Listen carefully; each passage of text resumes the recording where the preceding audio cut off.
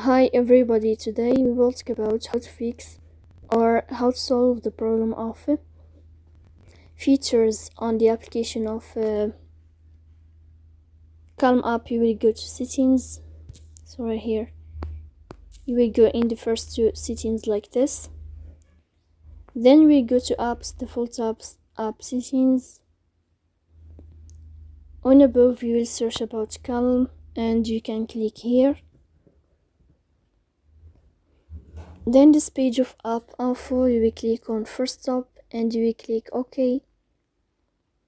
Here you will enter to the window of storage. Then we click on clear cache, but pay attention, don't click clear data because that can delete your account. In the end you can turn off your phone and you can restart your phone again, so please don't forget to support us by like and subscribe. See you next time.